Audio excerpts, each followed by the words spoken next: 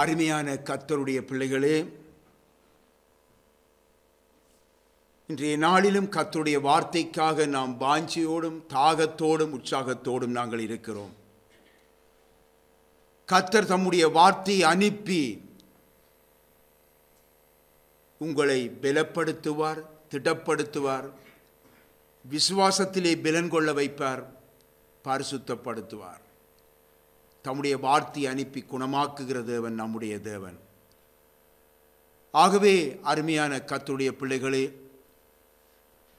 இந்த காலத்திலே கர்த்தருடைய வார்த்தைகளுக்கு பஞ்சம் அதிகமாயிருப்பதை யாரும் அறிவதில்லை. கர்த்தருடைய வார்த்தைகளை கேட்பதற்கு முடியாதபடி அநேக பஞ்சங்கள் இப்பொழுது ஏற்பட்டிருக்கிறது. இந்த வேளையிலே நாம் வார்த்தை மேல் தாகம் கொள்ளுவோம். அப்பொழுது கர்த்தர் நம்முடைய குறைவுகளை நீக்குவார். நாம் ஒவ்வொருவரும் அருமையானவர்களே, ஒரு காலத்திலே நாம் பல வழிகளிலே பல நம்பிக்கைகளை கொண்டவர்களாய் வாழ்ந்தோம். பல நம்பிக்கைகளிலே நாங்கள் நம்பிக்கை வைத்தவர்களாய் நாங்கள் வாழ்ந்து வந்தோம். அவ்விதமான நம்மை கர்த்தர் தம்முடைய கிருபையினாலே தெரிந்து கொண்டிருக்கிறார். அழைத்தவர் அவர், உண்மை உள்ளவர், அவர் நம்மை வழிநடத்துகிற தேவன். ஆகவே நாம் முற்காலத்திலே பலவிதமான பல வழிகளிலே நாம் பல வழிகளிலே நாம் நடந்து வந்தோம். இப்பொழுதே கர்த்தருக்குள் நாம் அவருடைய வார்த்தையாகிய அந்த வெளிச்சத்திலே நாங்கள் நடக்கும்படியாக கர்த்தர் நமக்கு கிருபை அளித்திருக்கிறார். ஆகவே நாம் வார்த்தையிலே நாம் உறுதியாயிருப்போம். வார்த்தையை நாம் நம்முடைய இருதயத்துக்குள்ளே ஏற்று அந்த வார்த்தைக்கு நம்மை ஒப்பு கொடுத்து ஜீவிப்போம். கர்த்தருடைய வார்த்தை தான் ஜீவன் உள்ளது. கர்த்தருடைய வார்த்தை நம்மை பரிசுத்தப்படுத்துகிறது. கர்த்தருடைய வார்த்தை நமக்கு குணப்படுத்துகிறது. கர்த்தருடைய வார்த்தை நம்மை பலப்படுத்துகிறது. கர்த்தருடைய வார்த்தை தான் ஒரு நாள் இந்த உலகத்தை நியாயம் தீர்க்கப் போகிறது. ஆகவே அந்த ஜீவ வார்த்தைகளை நாம் தாகத்தோடு உட்கொள்ளுவோம். வார்த்தையை விட்டு நாம் வழி விலகு விழாதபடி நாம் நம்மை காத்து கொள்ளுவோம். ஆகவே இந்த வேளையிலே இன்றைய நாளிலே கர்த்தருடைய தூதுக்காக உபாகமம் 11ஆம் அதிகாரத்தை நாங்கள் எடுத்துக்கொள்வோம். உபாகமம் 11ஆம் அதிகாரம் 27, 28வது வசனங்களை தயவு செய்து வாசியுங்க. இன்று நான் உங்களுக்கு கற்பிக்கிற உங்கள் தேவனாகிய கர்த்தரின் கற்பனைகளுக்கு கீழ்ப்படிந்தீர்களானால் ஆசீர்வாதமும், எங்கள் தேவனாகிய கர்த்தரின் கற்பனைகளுக்கு கீழ்ப்படியாமல் இன்று நான் உங்களுக்கு விதிக்கிற வழியை விட்டு விலகி நீங்கள் அறியாத வேறே தேவர்களை பின்பற்றுவீர்களானால் சாபமும் வரும். கர்த்தருக்கு மகிமை உண்டாவதாக. அருமையான கர்த்தருடைய பிள்ளைகளே, இன்று நான் உங்களுக்கு கற்பிக்கின்ற உங்கள் தேவனாகிய கர்த்தரின் கற்பனைகளுக்கு கீழ்ப்படிந்தீர்களானால் ஆசீர்வாதம் என்று ஆண்டவர் சொல்லுகின்றார். இன்று முதல் நான் உங்களை ஆசீர்வதிப்பேன் என்று சொன்ன கர்த்தர் அவர் மாறாதவர். அவர் நம் ஒவ்வொருவரையும் அவர் ஆசீர்வதிக்கவே விரும்புகின்றார். அருமையானவர்களே, அவ்விதமாய் கர்த்தர் விரும்பும் பொழுது நாம் ஆசீர்வதிக்கப்பட நாம் என்ன செய்ய வேண்டும் என்ற அந்த ஆலோசனையையும் கர்த்தர் தருகின்றார். என்ன தெரியுமா? கீழ்ப்படிந்திருக்க வேண்டும். கீழ்ப்படிதலினாலே நாம் மேன்மையான ஆசீர்வாதத்தை நாம் சுதந்திரித்துக் கொள்ள முடியும். அதே வேளையிலே கீழ்ப்படியாமையினாலே மிகுந்த வேதனைகளுக்கு நாங்கள் உட்பட வேண்டி வரும். அதாவது வேதத்திலே நாங்கள் பார்க்கிறோம், சாபம் என்று சொல்லி அங்கே ஆண்டவர் சுட்டி காட்டுகின்றார். அருமையானவர்களே, சாபம் என்று சொன்னவுடனே பொதுவாக கர்த்தருடைய பிள்ளைகள் விரும்புவதில்லை. எப்பொழுதும் ஆசீர்வாதம் என்று சொல்லியே அவர்கள் நினைத்துக் கொள்வார்கள். ஆனால் ஆசீர்வாதத்திற்குரிய வழிகளை சொல்லும் பொழுது அந்த வழிகளுக்கு கீழ்ப்படி அவர்களுக்கு மனமில்லை. சாபம் என்று சொன்னால் பயப்படுகிறார்கள். இன்னும் சிலர் சொல்லுவார்கள், சாபத்தை ஆண்டவர் இயேசு சிலுவையிலே முறித்து விட்டார், ஆகவே இனி சாபம் ஒன்றும் இல்லை என்று சொல்லுவார்கள். அருமையானவர்களே, உண்மைதான். சாபத்தை ஆண்டவர் இயேசு தம்மீது ஏற்றுக்கொண்டு எல்லாவற்றிலும் இருந்து நம்மை விடுதலையாக்கி விட்டார்தான். ஆனால் நாம் சாபம்தான் வேண்டும் என்று சொல்லி நாம் ஏற்றுக்கொண்டால் அவர் என்ன செய்ய முடியும்? அது எதன் மூலமாக அவ்விதமாக ஏற்றுக்கொள்ளுகிறோம்? கீழ்ப்படியாமையின் காரணமாக. ஆகவேதான் ஆண்டவர் சொல்லுகின்றார், கீழ்ப்படிதல் அவசியம். கீழ்ப்படிதல் மூலமாக கர்த்தர் வைத்திருக்கின்ற அந்த ஆசீர்வாதத்தை நாம் சுதந்திரித்துக் கொள்ள முடியும். அருமையான கர்த்தருடைய பிள்ளைகளே, மனிதனை தேவன் அளவில்லாமல் நேசித்து அவனை தம்முடைய சாயலாகவே உண்டாக்கினார். தமது சாயலாகவே உண்டாக்கிய தேவன் என்ன செய்தார்? அவனிடம் கீழ்ப்படிதலை எதிர்பார்த்திருந்தார். கீழ்ப்படிதல். மீகா என்ற புஸ்தகத்திலே 6வது அதிகாரத்திலே 8வது வசனத்தை தயவு செய்து வாசியுங்க. மீகா 6ஆம் அதிகாரம் 8வது வசனம். மனுஷனின் நன்மை இன்னதென்று அவர் உனக்கு அறிவித்திருக்கிறார். மனுஷனே நன்மை இன்னதென்று உனக்கு அறிவித்திருக்கிறார். நியாயத்தை செய்து இரக்கத்தை சிநேகித்து உன் தேவனுக்கு முன்பாக மனத்தாழ்மையாய் நடப்பதை அல்லாமல், உன் தேவனுக்கு முன்பாக நீ மனத்தாழ்மையாய் நடப்பதை அல்லாமல் வேறு என்னத்தை கர்த்தர் கேட்கிறார். பார்த்தீங்களா? பின் ஆகவே மனிதனை அளவில்லாமல் நேசித்து மனிதனிடத்திலே தேவன் மனிதனை தன்னுடைய சாயலாய் உருவாக்கி அவரிடத்தில் எதிர்பார்த்த ஒரு காரியம் கீழ்ப்படிதல், மனத்தாழ்மை. அவனோ என்ன செய்தான்? தன்னுடைய கீழ்ப்படியாமையினாலே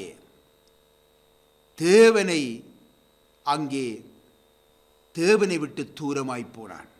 தன்னுடைய கீழ்ப்படியாமையினாலே வேதனைகளை பெற்றுக்கொண்டான். அடுக்கடுக்காக சம்பாதித்து கொண்டான். கீழ்ப்படியாமையினால் அவனுக்குள் இருந்த ஆத்துமா மரித்து விட்டது. ஆண்டவர் சொன்னார் என்ன தெரியுமா? இதை புசிக்கும் நாளில் நீ சாகவே சாவாய் என்றார். இதை புசிக்கும் நாளில் சாகவே சாவாய். எதை புசிக்கும் நாளில்? கீழ்ப்படியாமை என்ற அந்த பாவத்தை புசிக்கும் நாளிலே நீ சாவாய். அருமையான கர்த்தருடைய பிள்ளைகளே, ஆத்துமா மரித்தது. தேவ சமூகத்தில் அவனால் நிற்க முடியவில்லை. பாவம், குற்றமுள்ள இருதயம் அவனை தேவனிடத்திலே இருந்து பிரித்தது. தேவனுக்கு முன்பாக நிற்க முடியாதபடி செய்தது. கீழ்ப்படியாமை தேவனுக்கு முன்பாக நிற்க முடியாத ஒரு பயத்தை உண்டாக்கியது, நடுக்கத்தை உண்டாக்கியது, வெட்கத்தை உண்டாக்கியது. தேவனாகிய கர்த்தருக்கும் அவர்களுக்கும் இடையே, ஆதி பெற்றோருக்கும் இடையே பெரிய இடைவெளி உண்டானது. அருமையானவர்களே, அருமையான கர்த்தருடைய பிள்ளைகளே, பாவம் அதாவது கீழ்ப்படியாமையின் சுபாவம் இரத்தத்துடனே கலந்தது. மனிதனுடைய சரீரத்திலே ஒவ்வொரு நரம்பும் அணுக்களும் வழியாக அது பரவிவிட்டது. அருமையானவர்களே, ஆதி பெற்றோர் தாங்கள் நிர்வாணி என்று சொல்லி அவர்கள் உணர்ந்தார்கள். ஆதாம் ஏவாள் கணவனும் மனைவியும் ஒருவருக்கொருவர் குறை சொல்லத் தொடங்கிவிட்டார்கள். ஒருவரை ஒருவர் சாட்டத் தொடங்கிவிட்டார்கள். பாவம் செய்ய ஒருமனப்பட்ட இவர்களுக்குள் உண்டானது அன்பும் ஐக்கியமும் அங்கே இல்லாமல் அழிக்கப்பட்டு விட்டது. இதன் மூலமாக பாவம் செய்ய உடுமனப்பட்டதினாலே அவர்களுக்குள்ளே இருந்த சந்தோஷம் அற்றுப்போய்விட்டது. அவர்களுக்குள்ளே இருந்த அன்பு அழிக்கப்பட்டு விட்டது. அருமையானவர்களே, அவர்களுக்குள்ளே இருந்த அந்த சந்தோஷம், சமாதானம் எல்லாம் அவர்களை விட்டு நீங்கிவிட்டது. தேவன் சிருஷ்டித்தவைகளை பாருங்க, அவர் சிருஷ்டித்த ஏனவைகளை நீங்கள் பாருங்கள். மனிதனை தவிர மற்ற எல்லாமே நீங்கள் பார்க்கும் பொழுது தேவனுக்கு அது கீழ்ப்படிந்துதான் நடக்கின்றது. அனைத்தும் மனிதனை தவிர மற்ற எல்லா சிருஷ்டிகளும் எந்த வார்த்தையும் பேசாமல் 100% அது கீழ்ப்படிந்துதான் நடக்கின்றன. தேவதூதர்கள் எல்லாரும் தேவனுக்கு அப்படியே கீழ்ப்படுகிறார்கள். முழு இயற்கையுமே அவருக்கு கீழ்ப்படுகின்றது. நாங்கள் வேதத்திலே பார்க்கின்றோம், அவர் சொற்படி செய்யும் பெருங்காற்றே, அவர் சொல்ல ஆகும், அவர் கட்டளையிட நிற்கும்.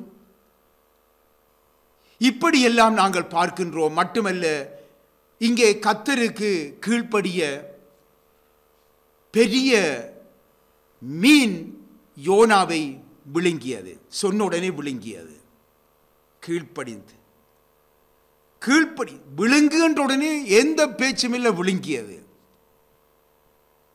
ஆனால் அதை விழுங்கி அப்படியே வைத்திருந்தது. ஏனென்றால் தேவனுடைய அடுத்த கட்டளை வரவில்லை. பின்ன யோனா சீரணிக்காதபடி, அந்த மீனுடைய வயிற்றுக்களே சீரணிக்காதபடி 3 நாட்கள் அந்த மீனுடைய வயிற்றுக்குள்ளே அந்த யோனா இருந்தார். விழுங்கும்படிதான் ஆண்டவர் கட்டளை கொடுத்தார். ஆகவே அந்த மீன் தன்னுடைய வயிற்றிலே அவரை வைத்து பாதுகாத்தது.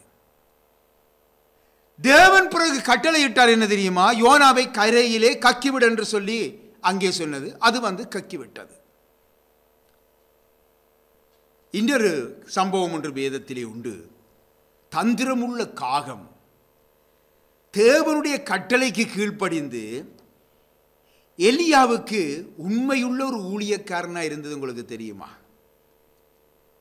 தந்திரமுள்ள காகமே கொடுத்த சாப்பாட்டை எலியாவுக்கு கொண்டே கொடன்று கொடுத்த சாப்பாட்டை அதில் வஞ்சிக்க இல்லை, களவெடுக்க இல்லை. கொஞ்சம் சாப்பிட்டுட்டு கொஞ்சம் கொடுப்போமென்று காகம் பார்க்க இல்லை. காகமே தந்திரம் உள்ளது. ஆனால் கர்த்தர் சொன்னதினால அது எலியாவுக்கு உண்மையுள்ள ஒரு ஊழியக்காரனாக இருந்தது.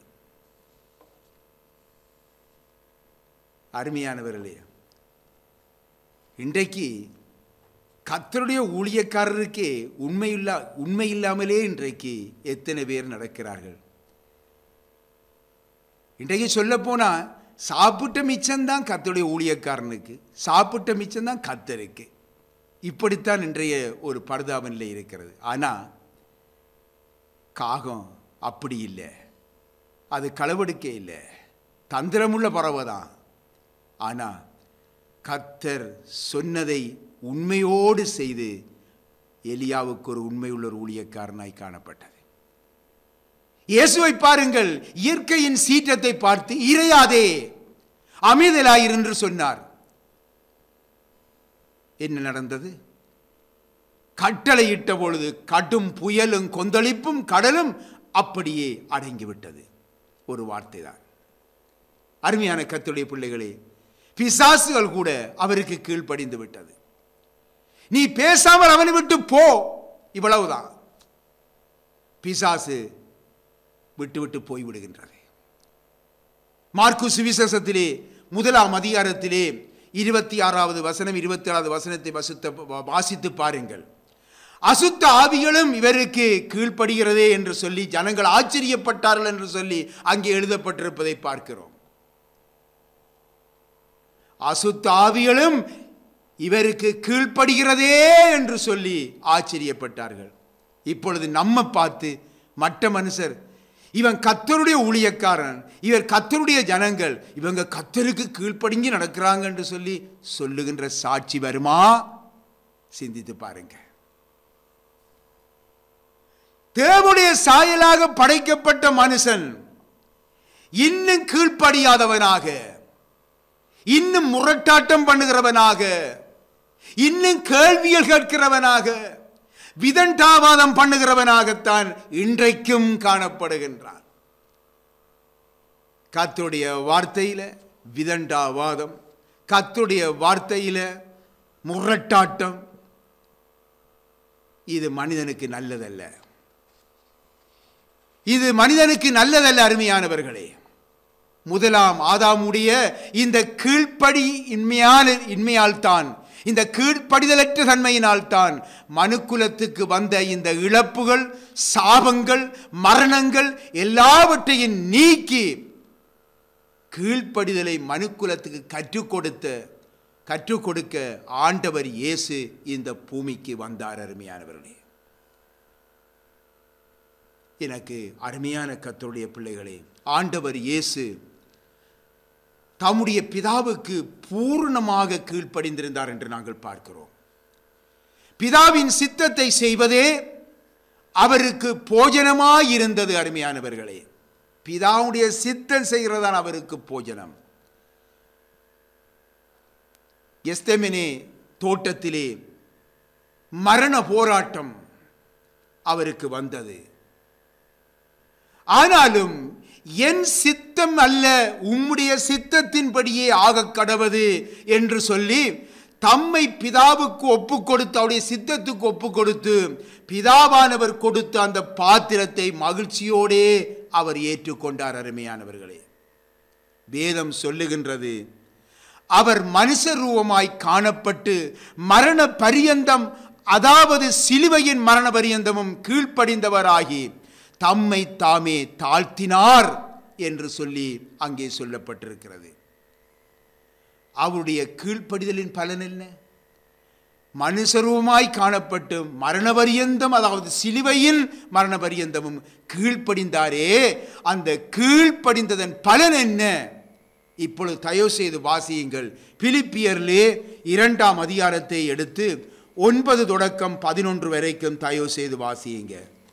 ஆதலால் தேவன் எல்லாவற்றுக்கும் மேலாக அவரை உயர்த்தி இயேசுவின் நாமத்தில் வானோர் பூதலத்தோர் பூமியின் கீழானோருடைய முழங்கால் யாவும் முடங்கும்படிக்கு பிதாவாகிய தேவனுக்கு மகிமையாக இயேசு கிறிஸ்து கர்த்தர் என்று நாவுகள் யாவும் அறிக்கை பண்ணும்படிக்கும் எல்லா நாமத்துக்கு மேலான நாமத்தை அவருக்கு தந்தருளினார். அல்லேலூயா. எல்லா நாமத்திற்கும் மேலான நாமத்தை அங்கே கொடுத்தார். இதன் மூலமாக கீழ்ப்படிதலின் மூலமாக இந்த நாமம் எல்லா நாமத்திற்கும் மேலான நாமமாக உயர்த்தப்பட்டது. அருமையான கர்த்தருடைய பிள்ளைகளே, உங்களுக்கு எத்தனை போராட்டங்கள் வரலாம், எத்தனை சோதனைகளும் வரலாம், எத்தனை நெருக்கங்களும் வரலாம். அருமையானவர்களே, கடன் கஷ்டங்கள் நம்மை சூழ்ந்து கொள்ளலாம், பயமுறுத்தல்கள் நம்மை சூழ்ந்து கொள்ளலாம். கர்த்தருடைய வசனத்துக்கு நீங்கள் கீழ்ப்படிந்து நடக்க உறுதியாக தீர்மானித்து விடுங்க. கர்த்தருடைய வசனத்துக்கு கீழ்ப்படியாதவர்கள் கர்த்தருக்கு கீழ்ப்படியாதவர்களாய் இருக்கிறார்கள். அருமையானவர்களே, ஆகவே கர்த்தருடைய வசனத்துக்கு கீழ்ப்படியுங்க. இன்றைக்கு கர்த்தருடைய வசனத்தின் நிமித்தமாக இன்றைக்கு எத்தனை விதமான பலவிதமான வாக்குவாதங்களும் பலவிதமான கேள்விகளும் இன்றைக்கு எழும்பி இருக்கிறது. காரணம் என்ன? வசனத்தை விசுவசிக்க அவர்களுக்கு விருப்பம் இல்லை, வசனத்துக்கு கீழ்ப்படிய விருப்பம் இல்லை.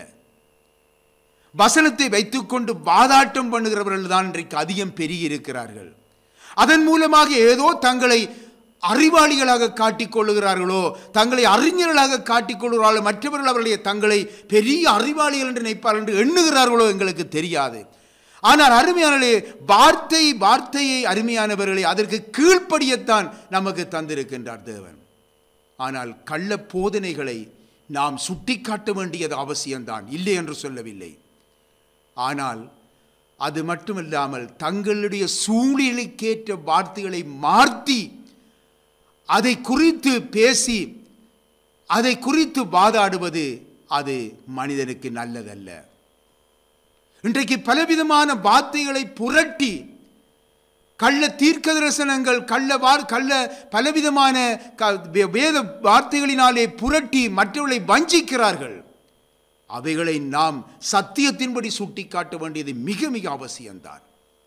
இன்றைக்கு அந்த வார்த்தை இப்படிப்பட்ட மனுஷரோடு போராடி கொண்டுதான் இருக்கிறார்கள். ஆம் அருமையானவர்களே, கர்த்தருடைய வார்த்தைக்கு கீழ்ப்படிந்து நடவுங்கள். அடுத்தல் பாருங்கள், இந்த கீழ்ப்படிதலினாலே வருகின்ற ஆசீர்வாதங்கள் என்ன என்பதை நாங்கள் இன்னும் சில காரியங்களை நாங்கள் வேதத்திலிருந்து நாங்கள் பார்ப்போம். கீழ்ப்படிந்து நடப்பவர்களுக்கு தேவன் பாதுகாப்பு கொடுக்கிறார். கீழ்ப்படிந்து நடக்கிறவர்களுக்கு தேவன் பாதுகாப்பு கொடுக்கிறார். வாசியுங்கள், ஆதியாகமம் 6ஆம் அதிகாரத்திலே 14வது வசனத்தை தயவு செய்து வாசியுங்க. நீ கொப்பேர் மரத்தால் உனக்கு ஒரு பேழையை உண்டாக்கு, அந்த பேழையிலே அறைகளை உண்டு பண்ணி அதை உள்ளும் புறம்புமாக கீழ் பூசு. ஆம், நீ கொப்பேர் மரத்தால் உனக்கு ஒரு பேழையை உண்டாக்கு என்று ஆண்டவர் சொல்லுகிறார். எதனால், எந்த மரத்தால் உண்டாக்க வேண்டும் என்றும் ஒரு பேழை உண்டாக்கும்படி ஆண்டவர் அங்கே கற்பித்துக் கொடுக்கிறார். பின் ஆகவே நோவா அப்படியே கீழ்ப்படிந்தார். நீ ஒரு பேழையை உண்டாக்கு என்று சொல்லிவிட்டால் அது வேறு விஷயம். ஆனால் ஆண்டவர் இந்த ஒரு மரத்தை காட்டி அந்த மரத்தினால் இந்த பேழையை உண்டு பண்ண என்று சொல்லுகின்றார். அப்படி என்றால் நாம் அப்படித்தான் கீழ்ப்படிய வேண்டும். ஒரு பேழையை எப்படியும் ஏதோ ஒரு மரத்தினாலே உண்டாக்குவோம் என்று அல்ல, தேவன் என்ன சொல்லுகிறார் என்றதை நாம் கவனிக்க வேண்டும். இந்த நோவாவின் நாட்களிலே பாருங்கள், பாவம் பெருகினது. தேவன் அந்த பூமியை அழிக்க அவர் சித்தமாகிவிட்டார். அதனால் நோவாவையும் அவருடைய குடும்பத்தையும் பாதுகாக்க தேவன் சித்தமானார். அந்த பேழையை செய்வது இலகுவான ஒரு காரியம் அல்ல. ஆகவே தேவன் சொல்லிவிட்டார் செய்யும்படியாக. நோவாவை தவிர நீதிமான் என்று சொல்லக்கூடிய எவரும் அந்த காலத்திலே இருக்கவில்லை. ஆகவே கர்த்தருடைய கட்டளையின்படி அவர் கூறிய வேலையை செய்ய தேவ இந்த ஊழியக்காரனுக்கு, இந்த நீதிமானுக்கு உதவி செய்ய அன்று யாருமே இல்லை. பின்னாகவே இந்த நோவாவுக்கு கர்த்தர் கொடுத்த இந்த வேலையை செய்ய, தேவைகளை சந்திக்க, அவரில் உள்ள அந்த பாரத்தை பகிர்ந்து கொள்ள எந்த மனுஷரும் அங்கே காணப்படவில்லை. நன்றாக தெரிந்து கொள்ள வேண்டும். நோவாவை தவிர மற்ற அனைவருமே தேவனுடைய பார்வையிலே துன்மார்க்கராய் காணப்பட்டார்கள். அன்று வாழ்ந்த அந்த தேவ ஜனங்களும் உலகத்தை நேசிக்கிறவர்களாய், தேவ ராஜ்யத்தை குறித்த எந்த பாரமும் மற்றவர்களாய், நோவாவுடைய வார்த்தைகளுக்கு செவி கொடாதவர்களாய், ஆலோசனைக்கு செவி கொடாதவர்களாய், அவரை அலட்சியம் பண்ணி தங்கள் மனதின்படி நடக்கிறவர்களாய், உலகத்தையும் அதில் உள்ளவைகளையும் இச்சிக்கிறவர்களாய், மாமிசத்தில் பலன் கொண்டவர்களாய், இச்சை நிறைந்தவர்களாய் அவர்கள் வாழ்ந்தார்கள். அருமையானவர்களே, அதனால் இவர்கள் நிமித்தமாக கர்த்தர் மிகுந்த வேதனை அடைந்தார். அவர்கள் அனைவரையும் இந்த பூமியிலே இருந்து அழிக்க வேண்டும் என்று சொல்லி தேவன் சித்தம் கொண்டார் என்று சொல்லி நாங்கள் பார்க்கிறோம். அவருடைய வேதனையை நீங்கள் அந்த அதிகாரத்திலே வாசித்து பார்ப்பீர்களாயின் அருமையானவர்களே, அவருடைய வேதனையை நாம் தேவனுடைய வேதனையை புரிந்து கொள்ள முடியும். இந்த பேழை பாருங்கள், சபைக்கு நிழலாட்டமாயிருக்கிறது. இதைத்தான் நாம் இன்றொழுது நாங்கள் பார்க்க வேண்டும். இந்த பேழை சபைக்கு நிழலாட்டமாயிருக்கிறது. அதை அவரே தனித்து நின்று கட்ட ஒப்பு கொடுத்து விட்டார். இந்த பேழையை ஆட்கள் உதவி இல்லை. ஆனால் உதவிக்கு வந்திருப்பார்கள். எப்படி தெரியுமா? கூலியை எதிர்பார்த்து, சம்பளம் எதிர்பார்த்து வந்திருப்பார்கள். நான் இந்த காரியத்தை செய்கிறேன், இந்த வேலையை செய்கிறேன், எனக்கு சம்பளம் தர வேண்டும், எனக்கு ஏதோ ஒரு சலுகை தர வேண்டும், அல்லது ஏதோ ஒரு பதவி தர வேண்டும். இந்த சபையை கட்டுவதற்கு சேர்ந்து நாங்கள் கட்டுவதற்கு உதவி செய்ய வேண்டுமா? நான் வருகிறேன், எனக்கு சபையிலே ஒரு பதவி தர வேண்டும், எனக்கு சபையிலே பிரசங்கிக்க இடம் தர வேண்டும், இந்த சபையில் ஒரு மேன்மையான பதவி எனக்கு தர வேண்டும், எனக்கு சம்பளம் தர வேண்டும். இப்படியெல்லாம் இன்றைக்கு அருமையானவர்களே, இப்படியே இந்த நோவாவுக்கும் இந்த பேழையை கட்டுவதற்கு அவர்கள் வந்திருப்பார்கள். ஆனால் பல உதவிகளை எதிர்பார்த்து வந்திருப்பார்கள். ஆனால் இந்த நோவா அந்த பேழையை கட்ட கஷ்டப்பட்டு தானும் வேலை செய்திருப்பார். அருமையானவர்களே, தனது சொத்துக்கள், நிலங்கள், வீட்டை அனைத்தையும் விற்று தியாகத்தோடு அந்த பேழையை அவர் கட்டியிருக்கலாம் என்பதை நாம் உணரக்கூடியதாக இருக்கிறது. ஏனென்றால் மற்றவர்கள் அவ்விதமாக தியாகம் செய்ய வரவில்லை. அவர்கள் அந்த வேலையை செய்வதற்கு ஏதோ ஒரு கூலியை எதிர்பார்த்து, ஏதோ ஒரு வசதியை எதிர்பார்த்து தான் அவர்கள் வந்திருப்பார்கள். ஆனால் தியாகம் பண்ண வேண்டியது நோவாவாகத்தான் இருந்தது. ஆம் அருமையானவர்களே, அதேவேளை பாருங்கள், கர்த்தருடைய வார்த்தைக்கு கீழ்ப்படிந்து வரும் நியாய தீர்ப்பை குறித்து அங்கே பிரசங்கித்தார். இந்த நியாய தீர்ப்பு எப்படிப்பட்டது, அது என்ன விதமாக வரப்போகிறது என்று சொல்லி அவர் பிரசங்கித்தார். நேரம் வந்தது. நோவாவையும் அவர் நிமித்தமாக அவருடைய குடும்பத்தார் அனைவரையும் பேழைக்குள் செல்ல கர்த்தர் கிருபை அளித்தார். நோவா, நீயும் உன்னுடைய குடும்பமும் பேழைக்குள்ளே போ. உடனே அவர் அதற்கு கீழ்ப்படிந்து விட்டார். இங்கே நீங்கள் ஒரு முக்கிய வெளிப்பாட்டை அறிய வேண்டும் என விரும்புகிறேன். இங்கே பாருங்கள், நோவா ஒரு தனி மனிதனாக நின்று கர்த்தர் தனக்கு வெளிப்படுத்திய அந்த வேலையை செய்து முடித்து விட்டார். பின்ன பேழையை உண்டு பண்ண தன்னுடைய ஜீவனம், தன்னுடைய சொத்துக்கள், தன்னுடைய பணம், தன்னுடைய நேரங்கள் அனைத்தையுமே அவர் அர்ப்பணித்து அதை முடித்து விட்டார். தன்னுடைய சுக துக்கங்கள் எதையுமே அவர் பார்க்கவில்லை. எல்லாவற்றையும் அர்ப்பணித்து கர்த்தரின் திட்டத்தை நிறைவேற்றி விட்டார். நியாய தீர்ப்பை குறித்து பிரசங்கித்து விட்டார். கர்த்தரின் திட்டத்தை அவர் எல்லாவற்றையும் நிறைவேற்றி விட்டார். இப்பொழுது அருமையானவர்களே, கர்த்தரின் வேளை வந்தது. அவரும் அவருடைய குடும்பத்தாரும் பேழைக்குள்ளே என்ன செய்தார்கள்? இளைப்பாறும் பாக்கியத்தை பெற்றுக்கொண்டார்கள். நோவாவின் வேலையும் நோவாவின் வேளையும் முடிந்துவிட்டது. இப்பொழுது நோவாவின் வேலையும் முடிந்தது, நோவாவுடைய வேலையும் முடிந்தது. இனி ஆற்ற வேளை, இனி கர்த்தருடைய வேலையும் கர்த்தருடைய வேலையும். இனி நோவாக்கு எந்த விதமான அதிகாரமும் இல்லை. இனி கர்த்தருடைய வேலை, அவருடைய வேலை. ஜலப்பிரளயம் வந்தது உங்களுக்கு தெரியும்.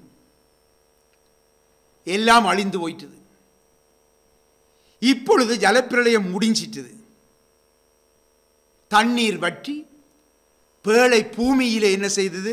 அப்படி தங்கிவிட்டது.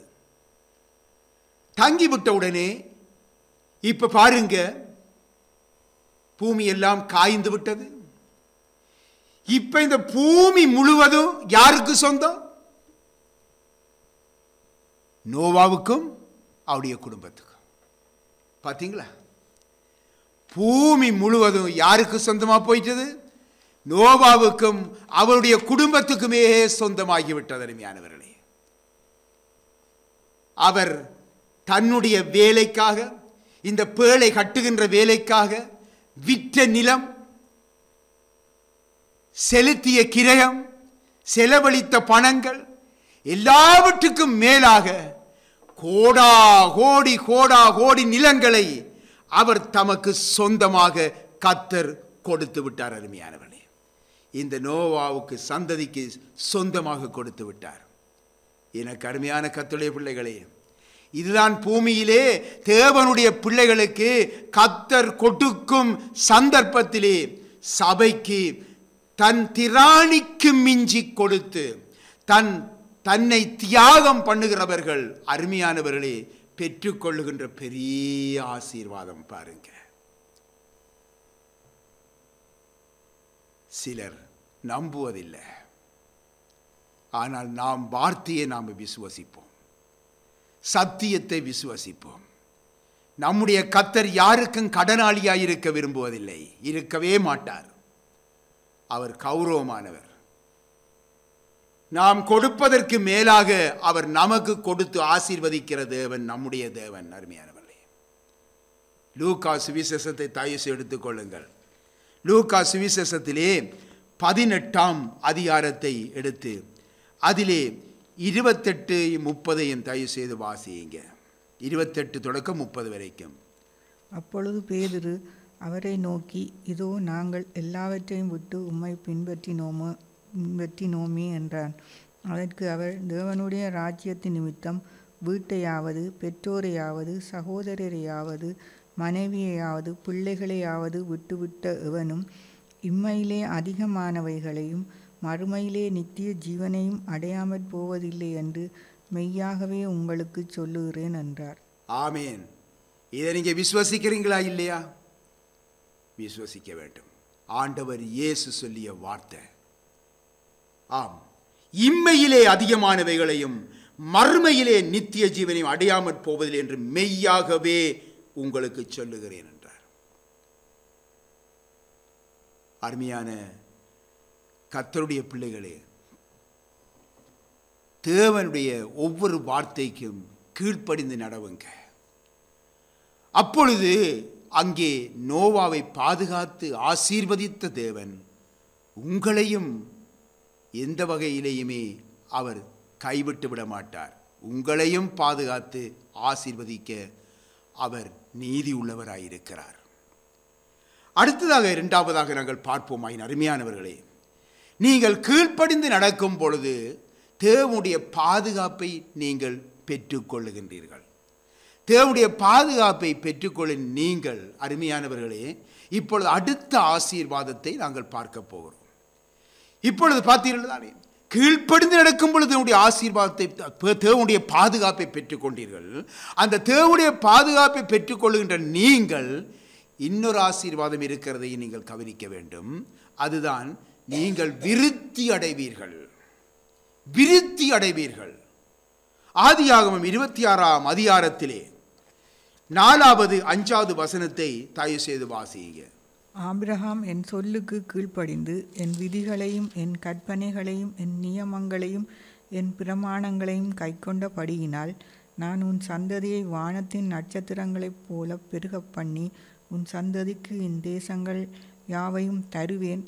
உன் சந்ததிக்குள் பூமியிலுள்ள சகல யாதிகளும் ஆசீர்வதிக்கப்படும். ஆமீன். பார்த்தீர்களா? வார்த்தை ஒரு பொழுதுமே மாறாது. கர்த்தருடைய வார்த்தை தான் அருமையானவர்களே. ஆபிரகாம் எல்லாவற்றிலேயும் கர்த்தருக்கு கீழ்ப்படிந்து நடந்தபடியினாலே அருமையானவர்களே, அளவில்லாத ஆசீர்வாதங்களை அவர் சுதந்தரித்துக் கொண்டார். ஆபிரகாம் ஒரு நாளும் அருமையானவர்களே கர்த்தருடைய வார்த்தைகளை சந்தேகப்பட்டதே இல்லை. கர்த்தருடைய வார்த்தைகளுக்கு மேற்கொண்டு எந்த பேச்சும் பேசுவதில்லை.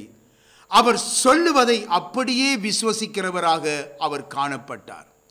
அவர் எதிர்த்து பேசவில்லை, அல்லது முறுமுறுக்கவில்லை, அல்லது வாக்குவாதம் செய்ததில்லை. மாறாக என்ன செய்தார்? மாறாக அவர் கீழ்ப்படிந்தார் என்று சொல்லித்தான் நாங்கள் பார்க்கிறோம். அருமையானவர்களே, எனக்கு அருமையான தேவனுடைய பிள்ளைகளே, இதனால் தான் தேவன் வாக்கு பண்ணியபடியே ஆபிரகாமை ஆசீர்வதித்தார். அப்படியே ஈசாக்கை ஆசீர்வதித்தார். அப்படியே யாக்கோபை ஆசீர்வதித்தார். ஆம், சந்ததி பெருகும்படி ஆசீர்வதித்தார். நீதிமானுடைய சந்ததியோடு கர்த்தர் இருக்கிறார் என்பதை நீங்கள் அறிந்து கொள்ள வேண்டும். நீதிமானுடைய சந்ததியோடு கர்த்தர் இருக்கிறார். நீதிமானுடைய சந்ததியோடு இருக்கிற தேவன் நம்முடைய தேவன். என்னிடத்தில் அன்பு கூர்ந்து என் கற்பனைகளை கைக்கொள்கிறவர்களுக்கு 1000 தலைமுறை மட்டும் இரக்கம் செய்கிறவராயிருக்கிறேன் என்று சொல்லி சொன்ன தேவனுடைய வார்த்தையை நினைத்துக் கொள்ளுங்க. அடுத்ததாக அருமையானவர்களே, இன்னும் ஒன்றை, நீங்கள் தேவனுடைய கட்டளைக்கு நீங்கள் கீழ்ப்படிந்து நடக்கும் பொழுது நீதிமான்களாய் இருக்கிறீர்கள், நீதிமான்களாக்கப்படுகிறீர்கள். அடுத்த ஆசீர்வாதம், முதலாவது இடத்தை பார்த்தோம் நாங்கள். அருமையானவர்களே, முதலாவது ஆசீர்வாதம், பாதுகாக்கப்படுகிறோம். இரண்டாவது ஆசீர்வாதம், விருத்தியாகிறோம். மூன்றாவது ஆசீர்வாதம், நாங்கள் நீதிமான்களாக்கப்படுகிறோம்.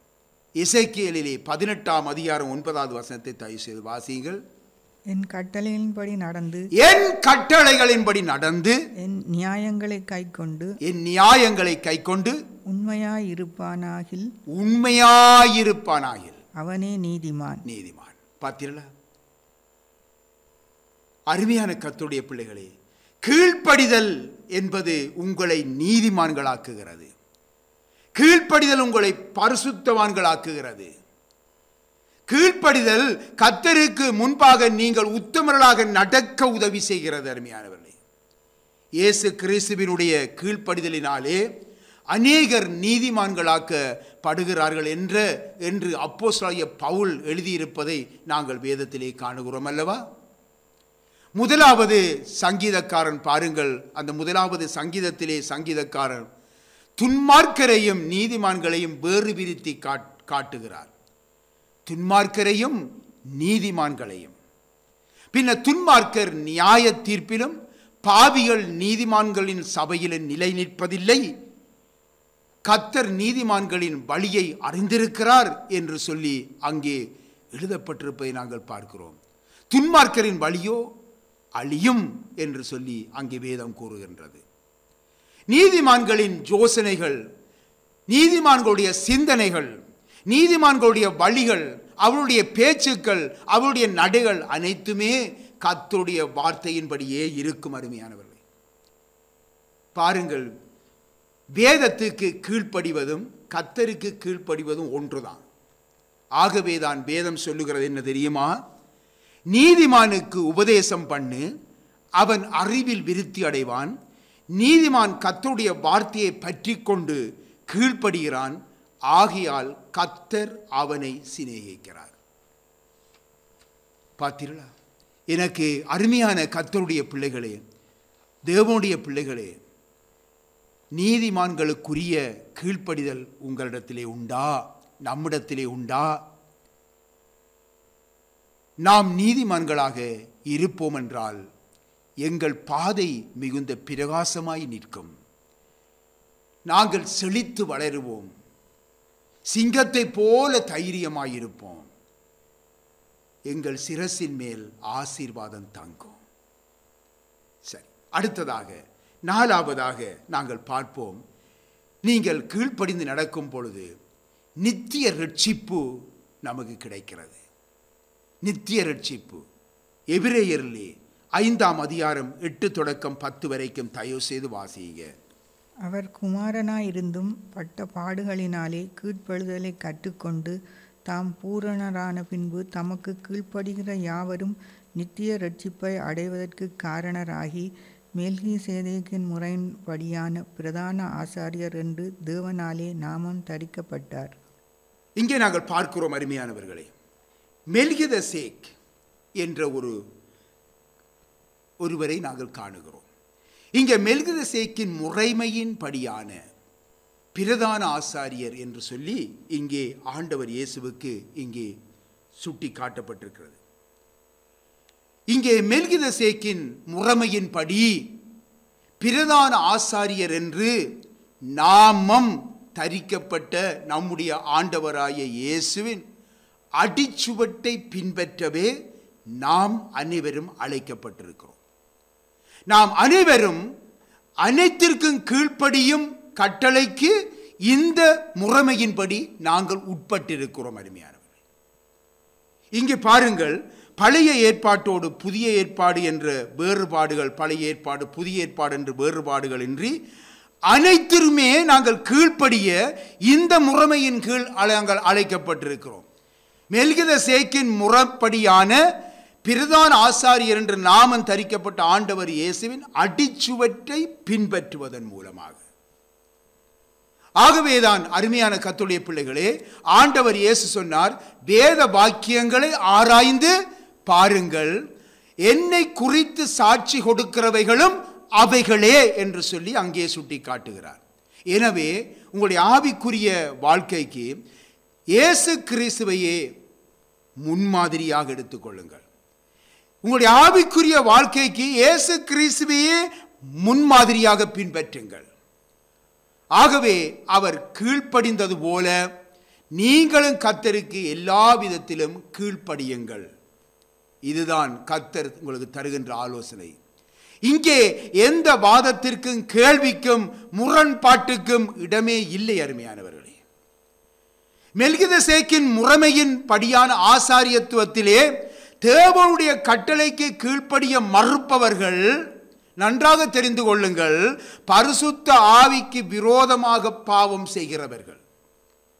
பரிசுத்த ஆவிக்கு விரோதமாக பாவம் செய்கிறவர்களாக நித்திய ரட்சிப்பை இழந்து விடுகின்ற ஒரு பரிதாப நிலைக்கு அவர்கள் ஆளாவார்கள். அருமையானவர்களே, ஆகவே இதை இன்றைக்கு அறியாத இன்றைக்கு அநேகர் இன்றைக்கு தங்களுடைய ஜீவியத்திலே, ஆவிக்குரிய ஜீவியத்திலே, தங்களுடைய ஜீவியத்திலே தவறுகள் இழைக்கின்றார்கள். அருமையானவர்களே, ரட்சிப்பு என்பது ஒரே நாளில் முடிந்து போகின்ற காரியம் அல்ல.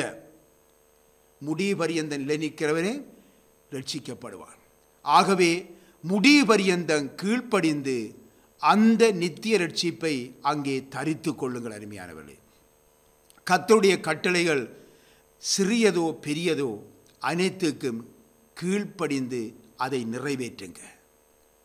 அப்பொழுதுதான் நித்திய ரட்சிப்பை நீங்கள் பலனாக நீங்கள் பெற்றுக்கொள்வீர்கள். கீழ்ப்படியாதவர்களின் பிள்ளைகள் அவர்கள் தேவனுடைய கோப ஆக்கினையை சந்திக்க வேண்டி வரும் என்று வேதம் எச்சரிக்கிறது அல்லவா? ஆகவே நாம் இந்த எச்சரிப்பை நாம் எப்பொழுதும் கவனித்துக் கொள்ள வேண்டும். அடுத்தது, நாங்கள் கீழ்ப்படுகிறவர்களுக்கே பரிசுத்த ஆவி தரப்படுகின்றது. வாசியங்கள் அப்போஸ்தலர் நடபடிகள் 5:32. இந்த சங்கதிகளை குறித்து நாங்கள் அவருக்கு சாட்சிகளாய் இருக்கிறோம்.